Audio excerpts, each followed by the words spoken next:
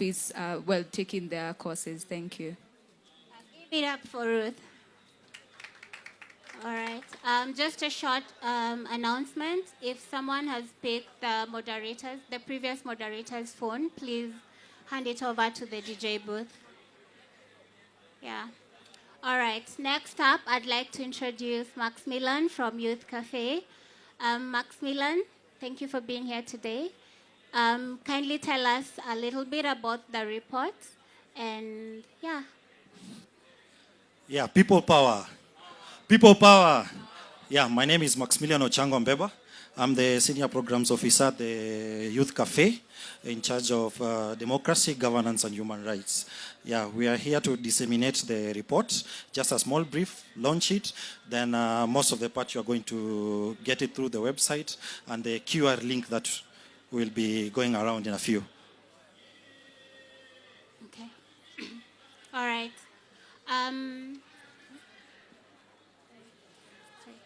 Yeah, sorry about that. I'm supposed to introduce to be able to launch the report. Then from there we can proceed with discussing it. Yes. So there's a QR code paper being taken around. You can check the youth. Hi everyone.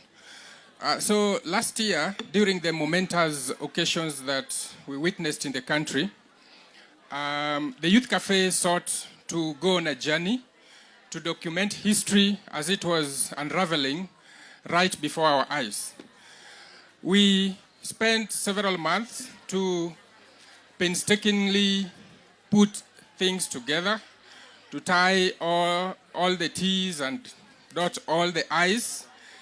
And today, we are pleased to officially launch what we call the Kenya Youth Quake, which is a compilation of the happenings and the events around June of the year 2024.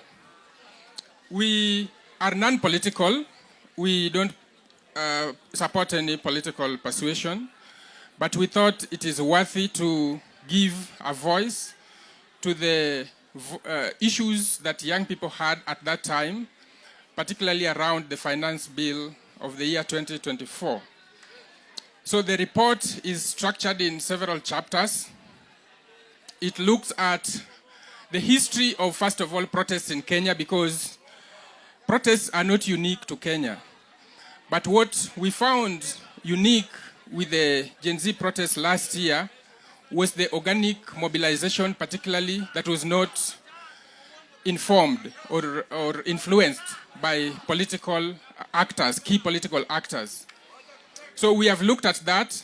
We have also documented the cases of abductions, disappearances, and deaths that we had up to that time, so that you have a one-stop shop for all information about the happenings that time that you may want to get to know. Other than that, we have had a set of recommendations, or as Gen Zs call them, demands.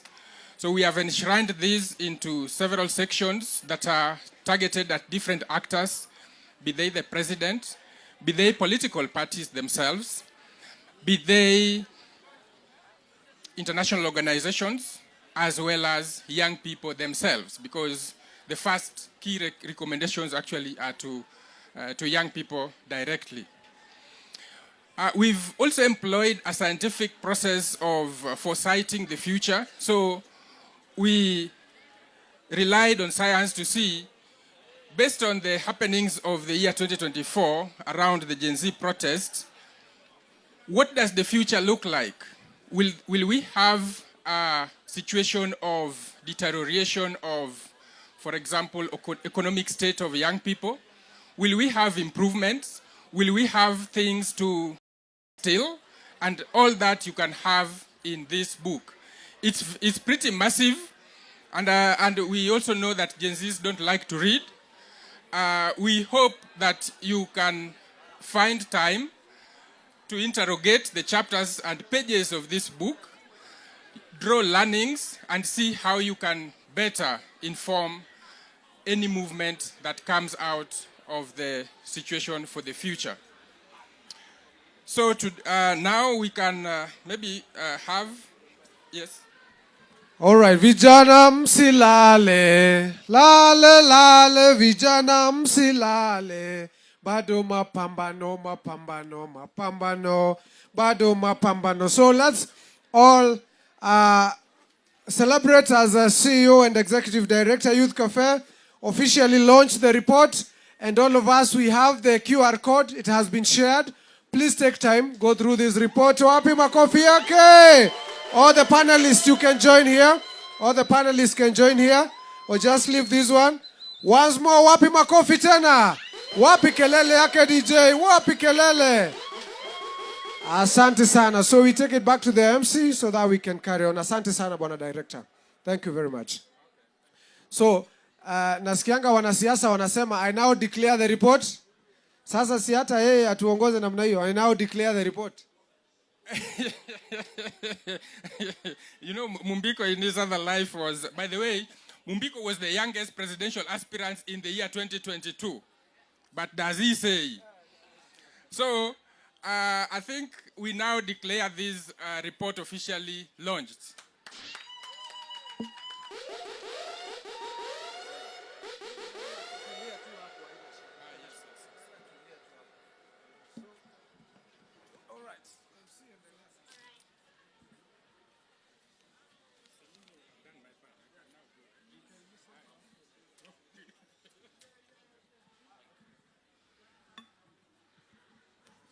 Let's give it up one more time for Youth Cafe. That's a very, very big initiative. Guys, knowledge is power. We never stop learning every day. So I'd encourage all of us to go and look at the report. Please share your insights. If you have any questions, reach out to the Youth Cafe platform. Again, the report can be found on www.youthcafe.com.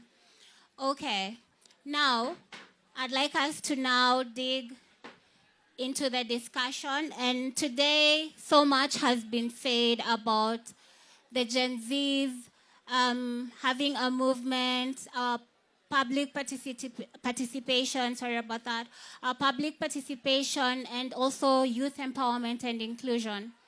And I'd like to start with Youth Cafe. From the report that you've just launched, what are the key insights on the report that fully focuses on youth inclusion?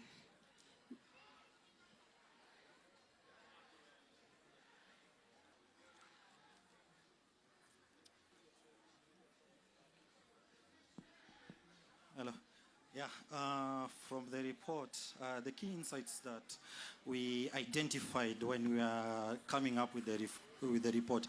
First of all, it's worth noting that the report was, the interest of developing the report came about as a result of the Gen Z uprising that happened last year in June. And the key insights that we did take from the activities that took place are digital mobilization. Last year we realized serious uprising, awakening of youths demanding for justice through social media, that is TikTok, X, and such like, where we also identified that the youths were able to put the government in place into check and to be able accountable, and to be able to be accountable on the report or the issues that are affecting the country. Also, we realized that civic engagement was a key insight during the preparation of the report. Now, when the Gen Z did a prize last year, so many youth-led organizations, including individuals, came up to defend our constitution, to defend the Finance Public Act from the marauding politicians who wanted to benefit from the sweats of the young Kenyans, especially the unemployed ones. Great, sir. In addition, vijana wanasema ndio wako kwa meza, lakini wako kwa meza kama menu. Sasa hawataki kuwa menu. They want to be participants in the decision making, in the leadership, and in all that matters in the leadership. The youth have also said that they want economic empowerment, which is long-lasting. They're asking, if we have jobs that will last for months and then they are over, what do we do after that? So they are calling on the government to focus on long-lasting jobs, perhaps in manufacturing and other things. It was also very interesting to realize vijana pia wanajua mambo ya climate change na hizi vitu zote. In this report, you'll find that they have talked about the tree cutting that has happened in Karura and wherever else. And they are asking, if indeed we are careful about climate change and our environment, how comes then we are saying that we are planting millions of trees every year, but indeed what we can visibly see is cutting down of trees? The most important one, Madam Panelist, that the youth said, is that in the next election, and everyone should hear this, that in the next election, all the Gen Zs will be election observers. Will you be election observers? Do you need training to see? Do we need training to see? So the Gen Zs have said that in the next election, they will all of them be election observers, because no one needs training to see. So they will be observing, they will be in those polling stations, they will take votes, they will go vote, and even after voting, they will guard the vote. And by the way, Gen Zs told us that they will have a parallel tallying station. Wakihesabu? So Gen Z walisema watakuwa zikihesabiwa pale na by the way, sava yenyu itakuwa noma ama itakuwa kama ile ingine? Itakuwa noma, Gen Z. So wakihesabu, mnahesabu, and I think this will be a very interesting time in life that the youth have said that yes, we are aware of what is happening, and we do not want to continue being on the menu. We want to be on the table as negotiators and as actors. Asante sana. All right, thank you for that. Next, I'll go to Mr. Sitati. Tell us about Uamuzi and how technology can play a role, especially with now the report being out there. How can your organization play a role in terms of educating the youth? So, thank you so much.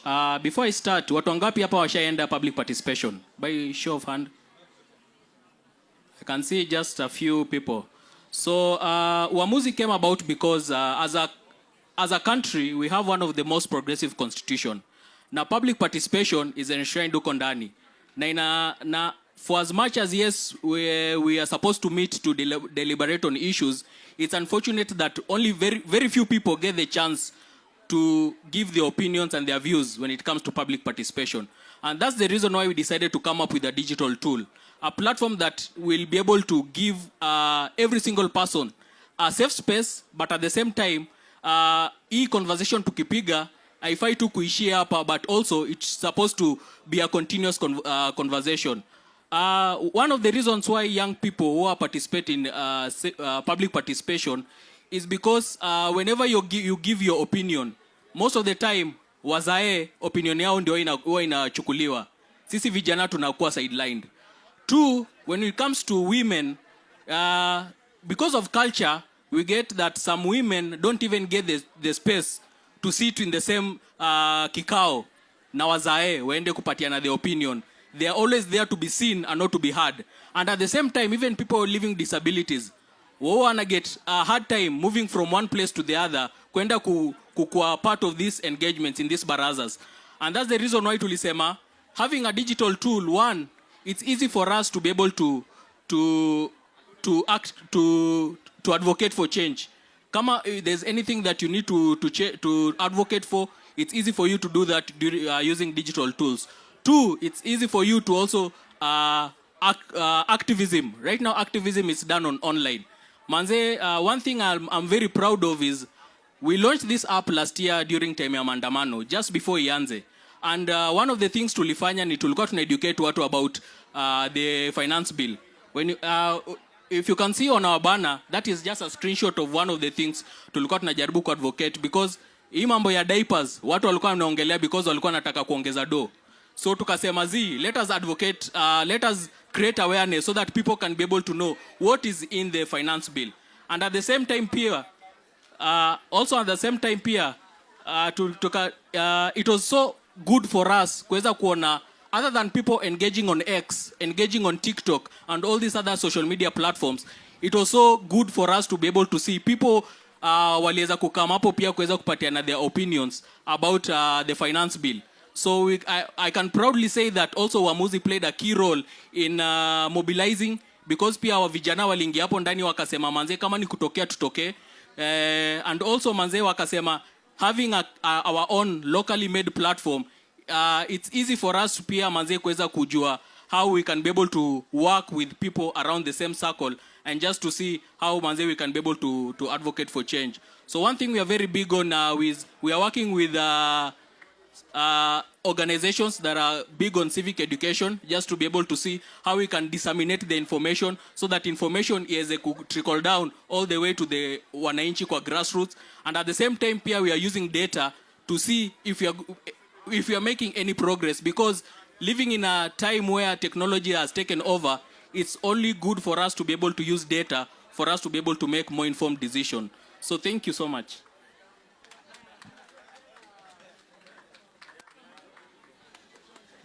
Thank you, Elvis, for that insight. And next, I'd like to ask Ruth, from a students' leaders' perspective, what are the challenges the youth are facing when it comes to public participation? Thank you very much for that question. One thing I can say is that compared to the PDF that we had in 2022, or rather 2023, I can see a very great improvement of young people who are willing. And after the Gen Z protest, a lot of young people are now involved in matters public policy. If you look at even our X space, also our TikToks, you can easily spot someone who is talking matters policy, whether it's education, whether it's entrepreneurship, whether it is matters youth. A while back, the social media platform was only left for a few people.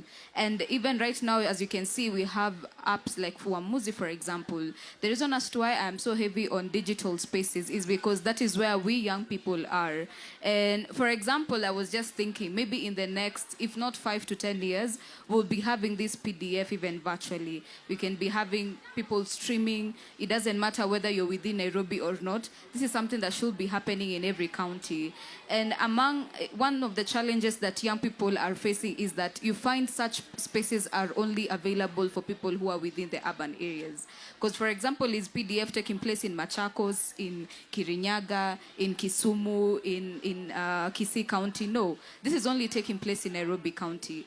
And I don't want to delve into matters infrastructural development, because we have a lot of places that do not even have electricity to start off, let alone access to internet. So we need, as young people, we need the few of us that have had the privilege of being exposed to such a space to understand what it means for young people to publicly participate in matters policy, not only when an MCA or a governor calls you to a hall somewhere and they tell you, now, what do you think about this particular policy? It is also having digital spaces that even leaders in their own elective positions can be able to take our views as young people. Therefore, I want to call upon all of us. If you come from maybe central Kenya, go talk to your people in your own language. Let young people understand that matters policy and matters election, it does not only happen when it comes 1 year or 6 months to election. This is a continuous conversation that we need to have as young people. Not even forgetting how young people are being profiled, abducted, simply because you have gone on social media and said, for example, when you have siletos, I mean, cartoons, sasa shuali, cartoons ni kitu ya kushikia mtu kweli shuali. Cartoon. It was so absurd that, and sometimes you sit down and wonder, what are our priorities as you know, as leaders, for example? Because if you look at right now, whenever you talk, you say, wacha nionge lakini nisiabductiwe. There's a time you couldn't even speak, especially when there were a lot of abductions in December. Ulikuwa unaona Subaru, you just run. Me kwanza was seeing a car just moving close to me. Kwa naamka katikati usiku, I just check if I've locked, because as a young person, as long as you believe that what is happening is not right, you're not going to prevent yourself and start flowerizing what is happening just because you want to be safe. We must continue being brave as young people and speak against what is happening, whether it is matters SHA, SHIF, whatever, whether it is matters education policy. No one is coming to save us as young people. We have to take up these spaces. We must continue having the conversations, because there's someone who said if we stop having conversations, we'll start having fights as young people. And another thing is that I am a firm believer that it doesn't matter where you belong, which side you are on. We have young people who are ODM party members, they're UDA party members, in whatever, even if you don't like being part of any political party, as long as we have one voice. And us as young people, we want very few things. We want to be able to empower economically. We want access to education equitably. We want to be able to access employment opportunities. We don't have to wait for 5+ years on average for you to be able to access jobs. So once we get this, and once we, all of us as young people, can see things from that particular spectrum and we speak for them, it doesn't matter which space you are. And us as young people, let us not shy away from also talking matters politics. Kitambo, politics is seen to be as a dirty game. I know, whatever reservations you have, but we must understand that politics play a key role. Mtu mwenye ana determine how many licenses you require for you to start a business is that politician sitting in parliament, who probably is having fake certificates because for some reason he didn't value education. That particular MP who is flaunting millions of shillings is the one who is going to sit down and pass some very primitive laws, and they're going to affect you directly. So aside from all those challenges, I see a very good opportunity for us as young people to advance our conversations even far from this particular tent. I can't wait to see each and every one of us to fill those parliamentary seats, to fill those MCA seats, and be able to now do what we are advocating for. All right, thank you, Ruth, for that. I'll throw a question to the Youth Cafe. Max, you've heard the challenges that the youth are facing. As Youth Cafe, how do you input policies to empower them? That's a nice question. At the Youth Cafe, we are not a monolithic led kind of organization. The Youth Cafe, we do encourage people from diverse backgrounds, gender, urban, rural youth, and even those who are economic marginalized, and the disabled also. Also our programs that we can also attest to, most of them are being led by youths, from development stage to implementation, and to the conclusion of the project.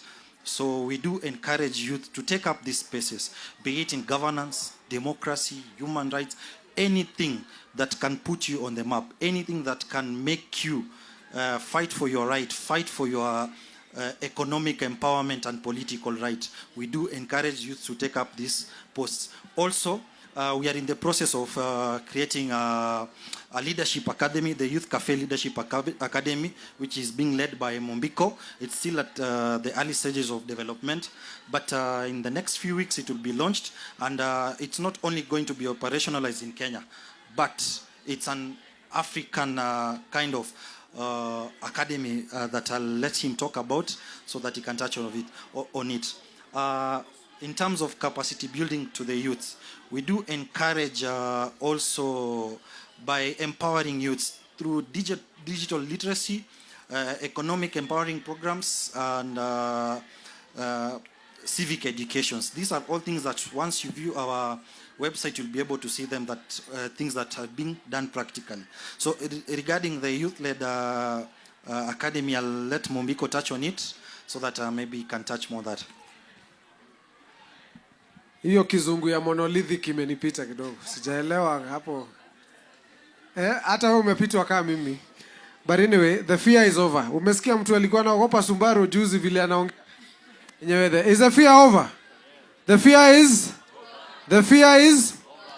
And indeed, at Youth Cafe, we are, as I said, youth-led and youth-serving organization. And you've seen our director here. Yes, we are starting a youth leadership academy because we have realized there are a lot of initiatives being done by young people, but perhaps they are not able to package in a way that itaonekana na ijulikane na iweze kupewa support. So we are starting that academy. We'll be launching it in 2 weeks' time. The pilot is in Nigeria, Malawi, and Kenya. So please be on the lookout. You can get the contact of the young lady here with the nice earrings called Jameli. And by the way, if you are doing something and you did a free podcast at Youth Cafe, we can do. Jameli, can you just start? Youth Cafe is supporting all young people doing great in... Simpigia Youth Cafe makofi jamani. She will do a free podcast, and you can imagine Youth Cafe has 355,000 youth group membership across Africa. Over 1 million individual members. So if you can imagine if you have an initiative and you do a podcast for free at Youth Cafe, the kind of viewership you will have. We also have a free library. If there's any book in this world that you have ever looked for about leadership, come to Youth Cafe office.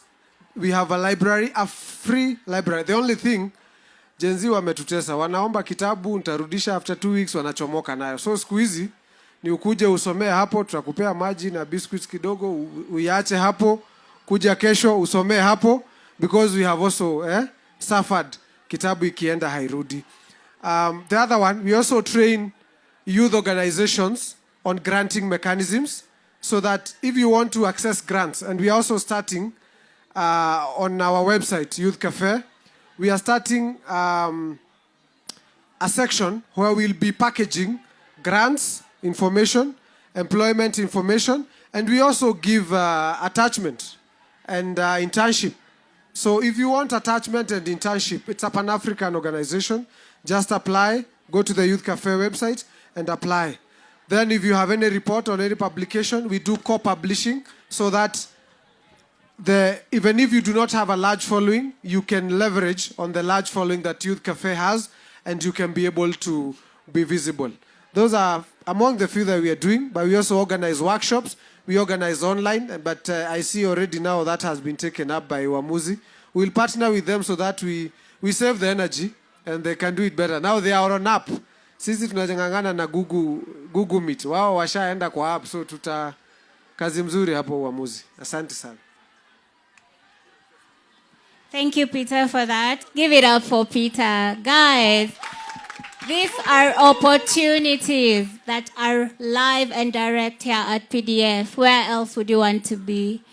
So I'd like to ask, before we go to the first round of questions, I'd like to ask Mr. Elvis, tell us how technology can play a role in empowering the youth. Thank you. One thing I can say is technology is really growing, and I'm happy that sisi generation yetu, si ndio tumegrow na technology, and we are the people that use social media sana. And you see, I looked at social media, the current platforms that are there. It gives us an opportunity for us to have a national conversation. But now, hiyo conversation haifiki huko chini mashinani. So what we decided to do with Uamuzi is we've been able to decentralize the engagement in such a way that not only can you have a national engagement, you can also be able to have a county engagement, constituency engagement, and also ward engagement. This is because for as much as, yes, we might talk about the finance bill that is affecting us as a country, pia counties iko na finance bill zao. And I'm sure many of you hata mjue about that. Many a times unacheckingi tu finance bill ya county inapita, na hizo laws zikipitishwa manze sisi ndio tunaanzanga kulia. So what we've decided to do is we've decided to give the young people a platform where they can be able to have these conversations all the way to the ward level, so that unaweza bonga na MCA wako. MCA wako, any development project anakam nayo, utaweza kucheki, uweze scrutinize, be part of the planning process, and also be part of the implementation. Many a times tunakuanga na, when our leaders campaign, wao wanakuanga na blueprint agendas, their manifestos. But unfortunately, we only get to see our leaders just before elections. After elections, our leaders wanahepa. 1 year to election, the next 4 years hatuwacheki, but 1 year to election, that's when manze unacheki leader na kama na watengenezea barabara hapo ya Imbo, anawaambia manze, hebu just vote for me, next time nikiingia manze I'll do better. But one thing we forget is that these guys walikuanga na manifesto waki-campaign. So what we've done with Uamuzi is, once a leader signs up on our platform, one of the requirements is they have to upload their manifesto. So leader can upload their manifesto. We are building a mechanism where we can be able to keep these leaders accountable all through their term in office, so that by the time wanna come after 5 years akituambia vote for me, re-elect me back, tutaweza kuangalia, we can give them a scorecard tuweze kucheki what were your promises, what have you been able to implement, what have you done. Ukiweza kucheki manze kama vitu zenye hajafanya ni kiasi, yes, you might give them an opportunity to be able to finish their work. But at the same time also on our platform, you can not only sign up as an incumbent, but also you can sign up as an aspirant. So we also want to give a chance for young people also, or anyone else who want to run for a political seat come 2027 or beyond, so that even incumbent if they're not working, at least the aspirants we can use the aspirants to keep these leaders in check, but also sisi ka wananchi, sika vijana, tunaweza keep these leaders accountable. I know right now the only way that we can be able to bring change is by getting the young people into these leadership positions. Na sahi in the discussions venye zimeanza since Wednesday, one of the things zenye watu wanasema ni young people we need to take up leadership roles. But you see, the one challenge that we have is sahi with the high unemployment rate, utapata young people hawatakuwa na the big budgets that comes with campaigns. As a young person, probably if you're running for an MCA seat, you need millions for you to mobilize, for you to do posters, billboards, and what have you. But now what we are doing with Uamuzi is we've put a small fee for you to when you register, you pay a small annual fee. And what we've done is, I'm sure our leaders wengi wanatumia their social media platforms to campaign. But you see now the difference between Uamuzi and, for example, X. X utakwanga umebuild your fan base over time, the people who follow you. But you see, probably ulifungwa your X account maybe 10 years ago. Ulikuwa chuo, ukatoka chuo, ukaingia jobo, labda you've been an influencer, you end up getting like 500,000 followers. By the time you decide to run for a political seat, uambie wase vote for me, you realize that most of these people who follow you on your platforms, they're never your constituents. Utapata these are people when you probably wamekulike, people you've just been connecting with in school and in jobos and what have you. So, for example, if I have 500,000 followers on my X account, and we have 10 other aspirants who are running for the same position, utapata moja akona 1,000 followers, utapata mwingine akona 500 na mwingine akona 10K.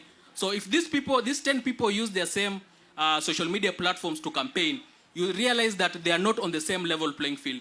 But what we've done with Uamuzi is, when you sign up as an incumbent, for example, you're running for a as an MP seat in Langata, and you have 9 other people who are running for the same seat. When all of you sign up on our platform, we are going to give you the same, we are going to put you in the same level playing field. Meaning, if we have 100,000 people from Langata, voters of Langata, may sign up on our app, it means all of you are going to access the same 100,000. So hakuna ati mtu mwingine atakuwa juu ya mwingine. So this way, we want to bring about value-based leadership. Because many a times, siasa yetu imekuanga about tribes. Mimi nimetoka hii kabila, mimi nimetoka hii kabila. But now we are trying to change the narrative. Especially in 2022, tuliona our campaigns ilikuwa mostly about issues. And that was a very good thing. And now because the ship has already docked, has already left, we cannot go back tuanze kusema ati 2027 tutaongea about mambo ya ukabila. Yes, we can see manze sai the political temperatures are rising.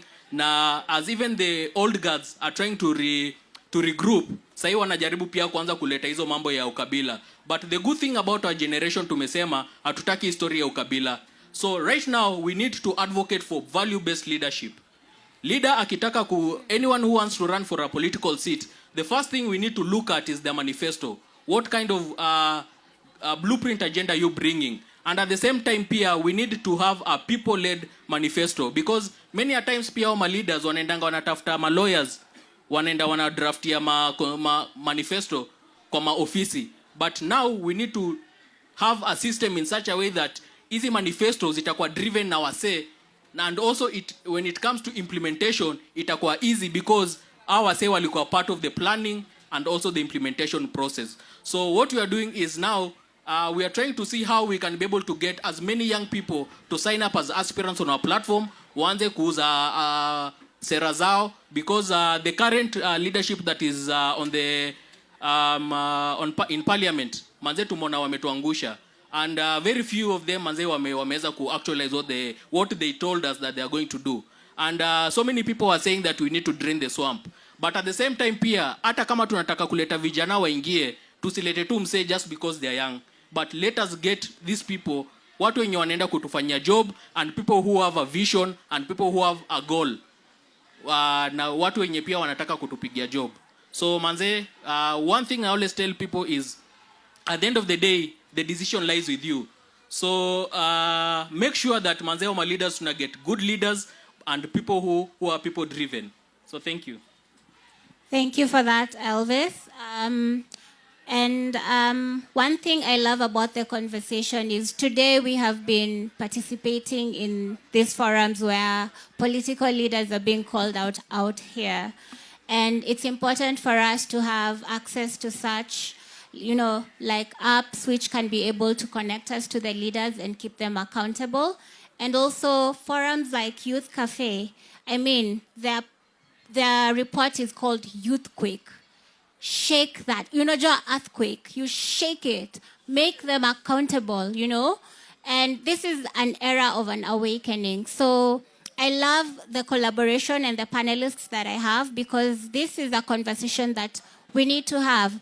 It's not just about creating the heat, but also looking at the kind of solutions that we can bring up as organizations to make sure that we have the best leadership, we have policy and forums that are being put across, and not just, coming and shouting and nothing is being done. So for now, I would like to take the first round of questions. Does anyone have? Yes, please.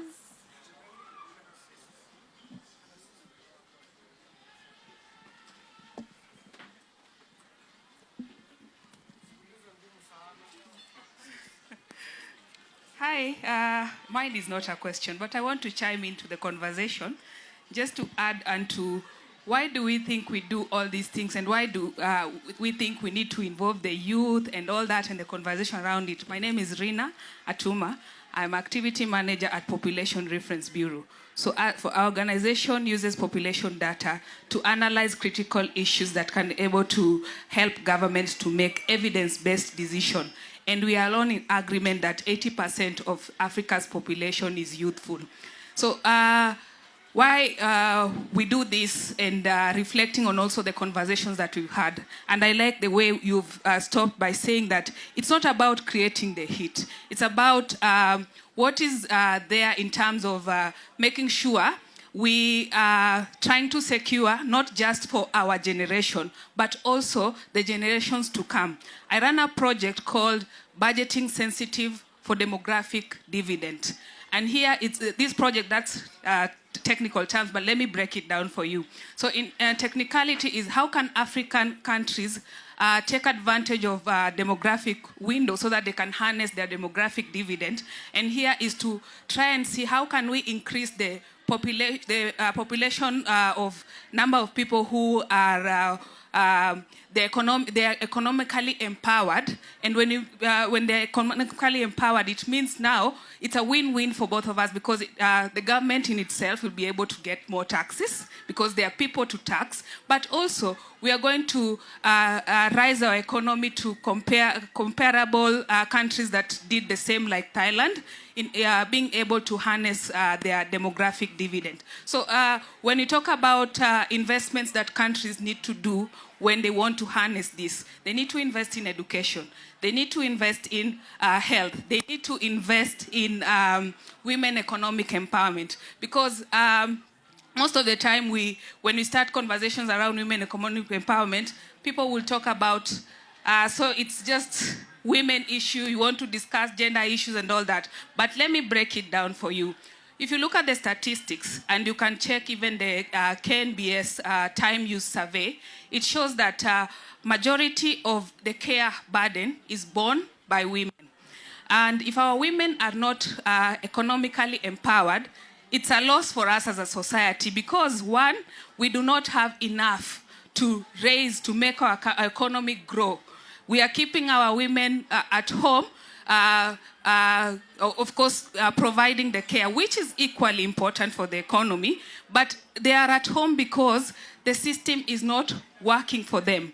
There are no child care centers, there's no right investments in health, so we are increasing the burden for these women in terms of providing care. But if these systems worked, then it means we'll have more women having the courage to say, I'll not take a career break, I'll go to work, I'll be productive, because our society considers you productive when you are providing monetary kind of value in terms of economic empowerment. But they don't consider that unpaid care work, because if children, for example, are not well-dressed or well-fed at home, nutrition and all that, then it means we'll have a society that is not well-functioning or an imbalance in the society. All so right. why we come to these issues and making it so personal, it's not just about engaging the youth, but thinking around how we can invest in a generation for now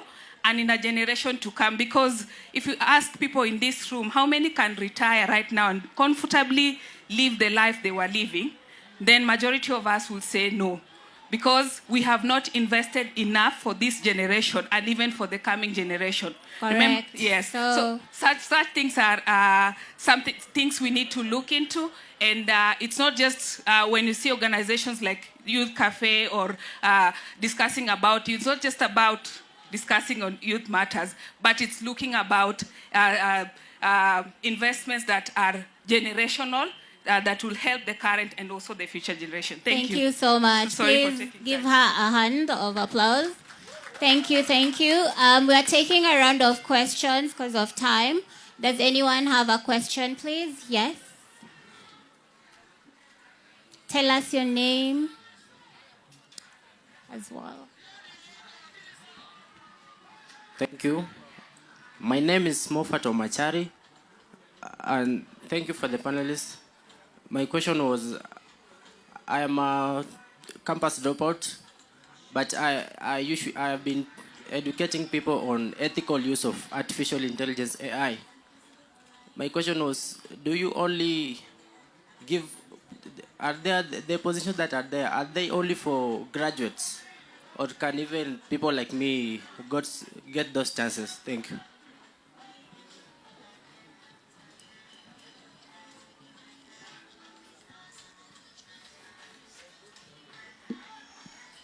Thank you.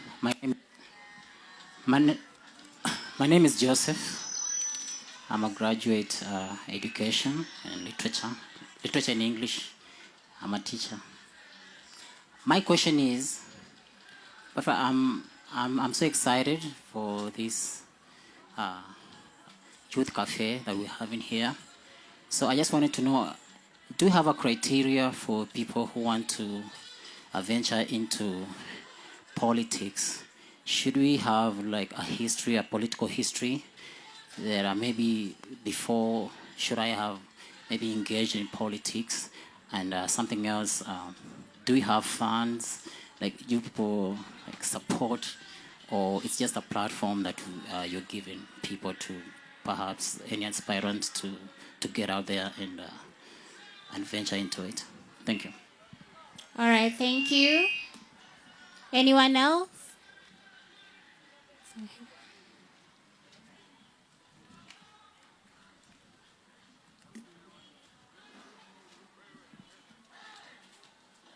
Good evening, everyone.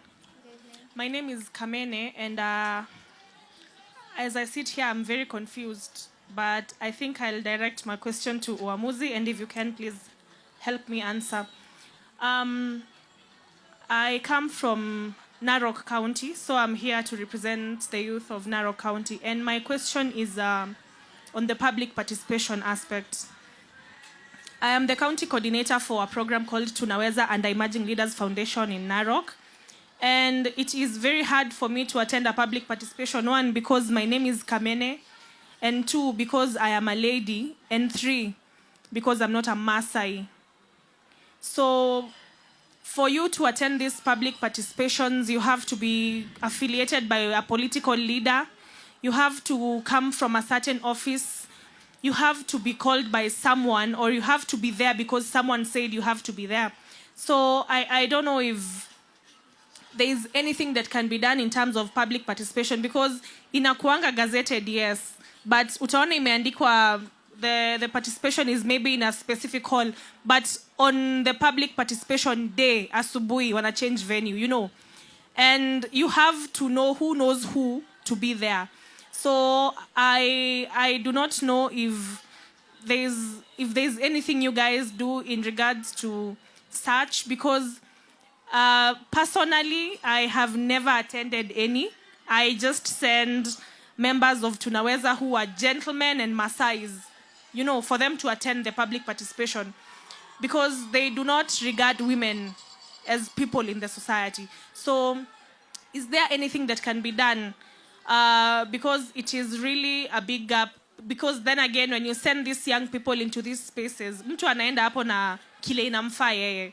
If I feel like I want to ask for a job at that particular point, that is what I'm going to do. But I'm not going to think about the people that I represent. So I do not know if there is anything that can be done, because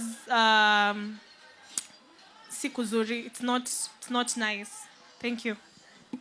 Thank you for your questions. Anyone else? All right. So we'll start with the first question. Maybe Peter, you can take us through your criteria for, training and giving opportunities. Do people need to have certificates?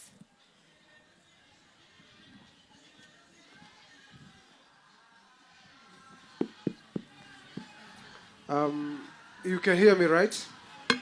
Great. So I'll try to, of course, my boss is here, so he'll take the commitment. I'll make the comments and he'll take the commitment. But yes, first of all, I appreciate the beautiful lady for the good work. And data is everything. I mean, if we can base our decisions on data, then we get it right. And indeed, as Youth Cafe, we may not do everything. We have really majored on youth affairs, because again, we get it wrong when we try to do anything and everything. So for us, if you ask us about youth and environment, youth and climate, youth and gender, youth and children, but we may not necessarily base ourselves perhaps on directly women empowerment, maybe young women empowerment. And for that sake, actually, we participated in a training by International Ideas and UN Women on how to engage and sustain engagements with young men and boys. So yes, we are in those spaces, but of course we cannot be scattered everywhere. Our focus majorly is the youth and the legal age group. My brother, on the question, I see the passion in your eyes, in your heart. I can feel you. I'm straight. Don't laugh. The feeling is just I can feel the passion. Nothing else. I'm very straight. Yes, we consider any young man who can prove that they can be of impact. Of course, you may not have graduated, but you have said already you dropped out of school, so you are in the process. And by the way, I would personally be passionate to see you conclude your education. I have few friends who I can talk to, and I'll be happy, even those who are here, to see what we can do and to see you complete your education. Very passionate about it. So please, Max is here. See my boss, and nitakusaidia ku-negotiate. We see how we can integrate you. Na hiyo mambo ya AI. Ukuje utusaidie. Pia mimi ni kijana lakini ni analog kidogo. Ukuje utusaidie inanichenga kidogo. On the opportunities, I think I've spoken something about it. Political history, I think that's what exactly my brother here has talked about. He started a platform for even those who are aspiring to learn. And I'm sure there'll be a lot of training and he'll speak about it. But I'll tell you that also Youth Cafe, in partnership with young aspirant and aspiring leaders, we are also bringing former aspirants to talk to those who want to aspire. especially those who did not win. By the way, have you imagined in every election so many people vie, but only one win? Can you imagine how many people lose? There are more than those who win. Everyone, sometimes even the CSOs, focus on those who win. Where do those who don't win go? Does it mean that they are useless, they don't have ideas? So we can invest in them. And so that is what we are bringing that co-learning, so that those who vied and maybe failed can tell those who want to vie what they want to. By the way, I got into depression after I failed.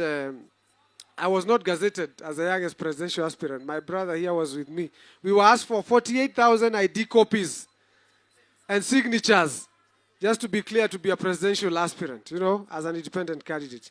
So we want to share those lessons and these things so that people can know. And I'll tell you, anyone who wants to vie for a political position, please go open a sinking fund. Go open a sinking fund. But what I would, in conclusion, say, please focus on social capital. Don't focus on politics, on money. What does social capital mean? If you meet a young man, and sorry, I'm not doing campaign with my brother, but if you meet a young man can I use you as an example and don't feel bad? Please use the resources around you to help people. If you impact people, they will elect you. They will even fundraise for you. But if your focus is money for politics, do you think you can compete with those in power in terms of money and politics? So please, let's focus on that. My dear sister, you did not ask me the question, but I just have one advice for you. In those spaces, position yourself, and that is also for women. Position yourself as a resource. Your social media, your WhatsApp, post jobs, post resources, and when you appear, ni yeye huwa ana post jobs, ni yeye huwa anatuambia mambo ya meeting. They will stop looking at you like a kamene or a woman. If you position yourself as a resource, everyone will look for you. And finally, I know you'll share the opportunity for GDC among the others. As I said, everything I've said, my boss is here. He will take the commitment. I was just commenting. Thank you very much. Thank you for that, Peter. I'd like Elvis to answer the second question in terms of how can you introduce public participation and generally what she asked about women in representation in policy making. Okay, thank you. I think I'll start with the first question, the gentleman who talked about AI.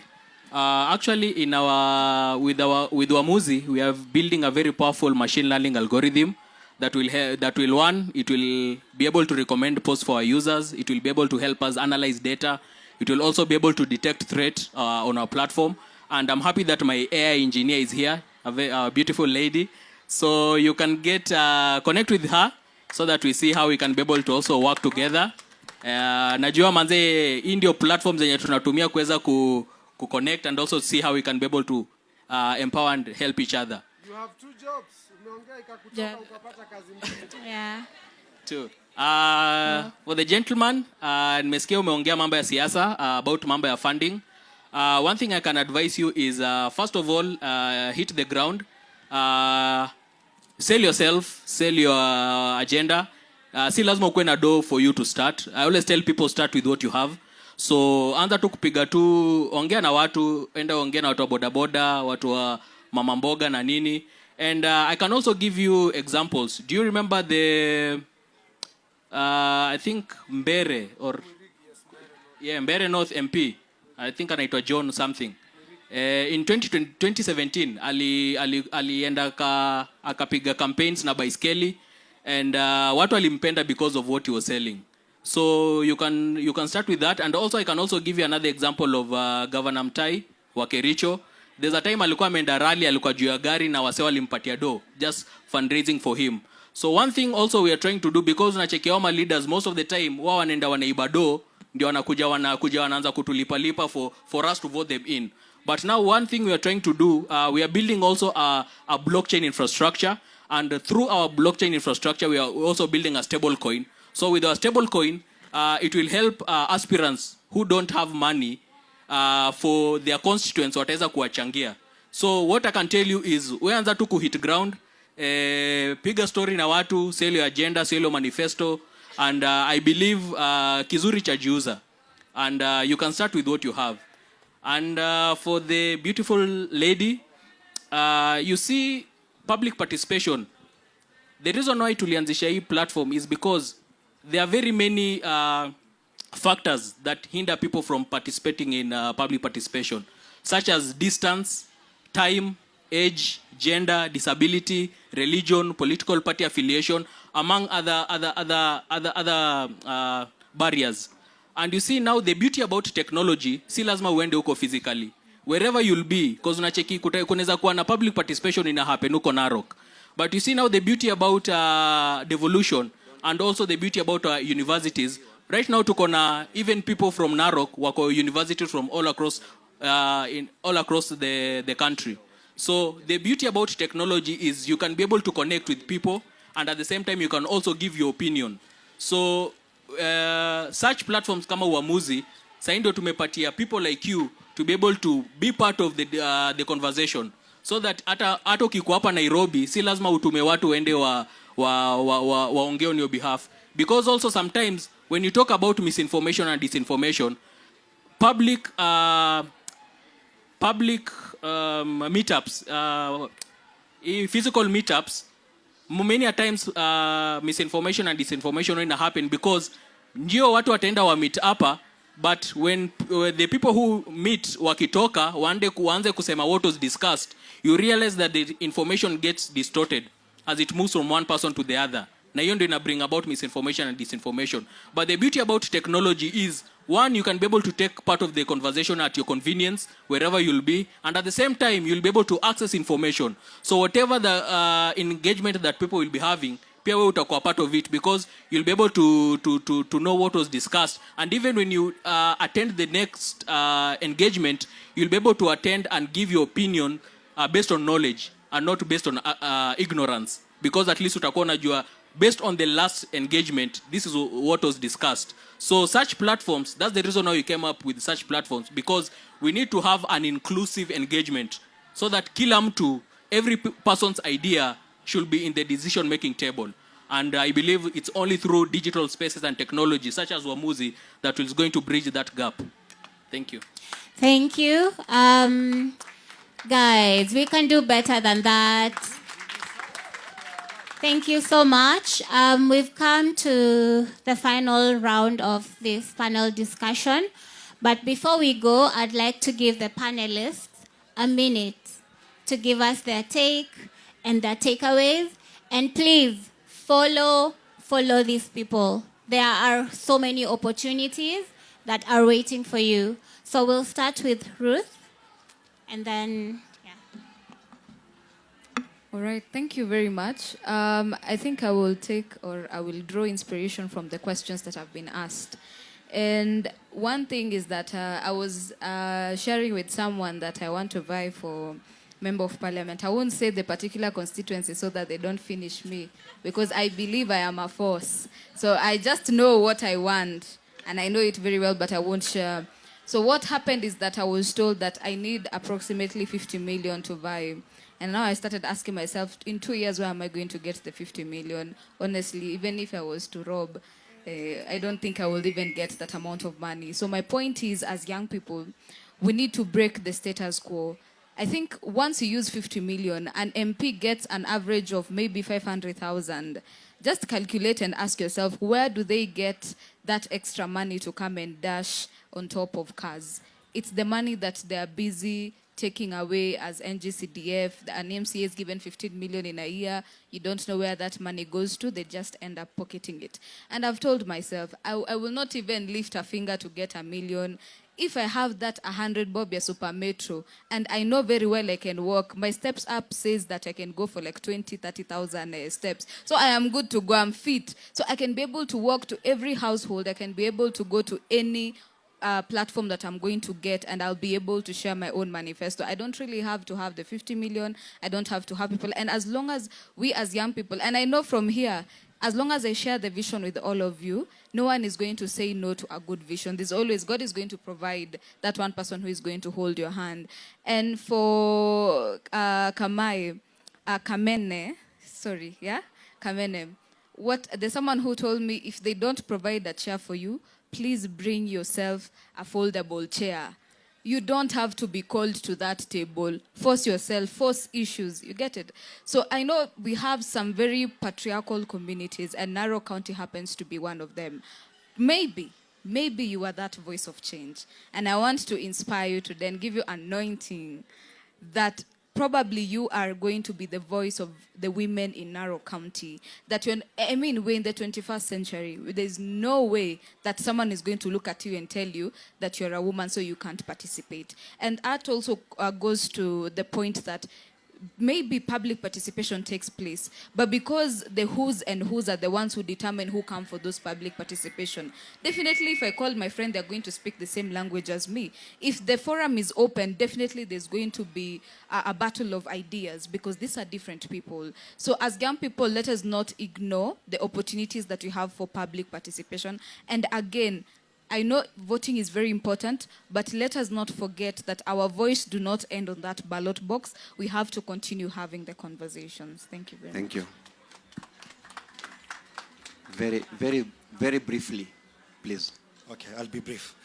I've managed to listen to the young man and the young lady. I'll just combine. One thing from dealing with various youths, all I can tell you is start. You have started, you have already gotten your solution, right? Same to you, Kamene. A good example is Florence Mtua, the former MP for Busia County. She's a Kamba, but alienda huko akafanya mambo yake, and she was elected. Go. Bring your seat. Express yourself. For the youths, participate in everything that involves you. Anything that touches your life, anything that will impact you, whether positively or negatively, participate. Whether it's protest, but sio ile ya kutupa mawe. Just go express yourself. Put your MPs to be accountable. And I've also learned one thing, that most of the civic organizations and policy makers usually come with solve problems through data-driven research. So as long as you have data on how this thing is going to impact you, present them to the relevant discussions group kindly. So that's all I can say for now. Thank you. First of all, I just want to say thank you for being here. It's been a good discussion, just giving us a platform to be able to talk about what we do. And one thing I can urge you guys is, as Ruth said earlier, the moment we stop talking, that's when you start fighting. So tuendelee kubonga, tubonge, and our plan is we plan on we are currently piloting the platform in Kenya with the plans to upscale to other African countries and even beyond. You know, Kenya is known as the Silicon Savannah, and we are known globally for our technologies and our innovations. And I believe we cannot make it if we cannot do it without you guys. So download our app, iko Play Store. We are working on the iOS and web app. Very soon itakuwa out. And my last thing ni kuambia uamuzi ni wako. Thank you very much. Great. The true Occupy is to be ready to come out, register as voters, ensure you vote, and guard the votes. That's the true Occupy, the democratic one. As even we push those Gen Zs nyumbani, muhakikishe kila mtu amepiga kura. Stop being the majority marginalized. I will also want you to go read two things. The dead donkey theory. Are we changing the diet for a dead donkey? I'm not inciting anyone. All right? Are we changing the diet for a dead donkey? The other one is the Peter's Principle. Go read about it and see. You know, your Gen Zs, we need to be equipped with information and knowledge. Finally, follow Youth Cafe on all the social medias. They have a monthly newsletter, and it is very informative on the jobs, grants, everything about Africa and about the world. Of course, also follow me, Mumbiko Kingori, on LinkedIn. I post a few things, and make use of our resources, the free library at Youth Cafe and the podcast that Jamel will give you for free. Thank you very much. That was our time. Is the mic there? Hello. All right. Thank you so much for everyone who has stayed with us for the questions. Just one last thing. Just 1 minute, Mr. MC. The Youth Cafe is launching a playbook. It's in a collaboration with the African Union and European Union. I won't explain much on it, but mostly it's going to touch on youths, especially you. If you are interested in anything to do with entrepreneurship and innovation, AI, you can just scan this and answer the questions. Then they will be able to assist you. This is a 3-year program, and it's going to positively impact youths and youth-led organizations. So kindly log in and follow. Thank you very much. Could we please give a round of applause to the panel, plus the moderator for the good work. Alafu tafadhali mnaweza simama hapa pamoja as a panelist, mpigwe picha ya mwisho ya group, and we call it a day. Remember, this has been day 3 of the People Dialogue Festival, and it has come to an end. Tomorrow the village is closed. We are coming at the PDF for one business, International Women Day and full enjoyment. We have Costa Ojwang performing, we have Sanaipei Tande, we have Juakali, we have a lot of people tomorrow. We have Iyani as the first performance early in the morning. You can't afford to miss out. So tafadhali, see you there tomorrow on the last day, the 8th of March, 2025. PDF has been a success. Asanteni sana for making this village one of the best.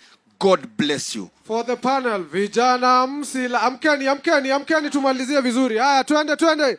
Vijana msilale.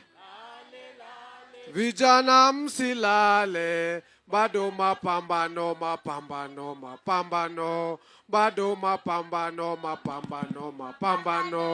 Bado mapambano. And just to remind you, a last thing, at the main stage we have Sarabi Band performing in the next few minutes. See you there.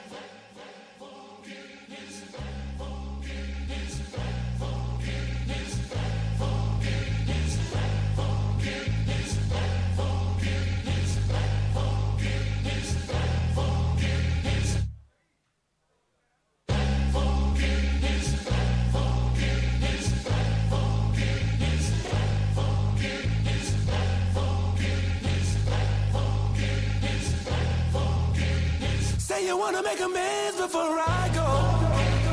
Now you wanna put your heart on the line. God knows the way you are. I will wait, I will wait, I will wait, I will wait, I will wait, I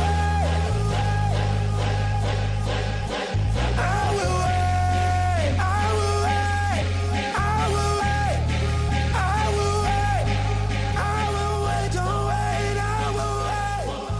will wait, I will wait.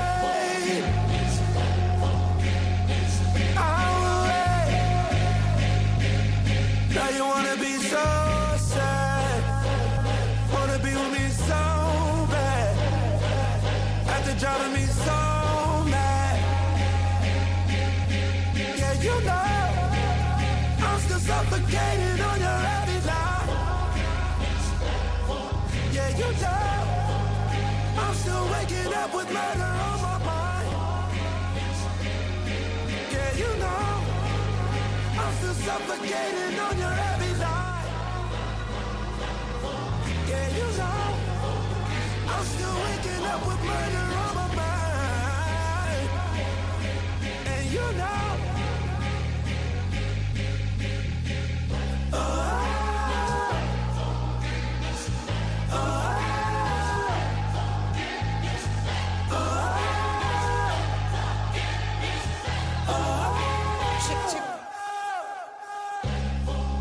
1 2 1 1 1 2 1 yo.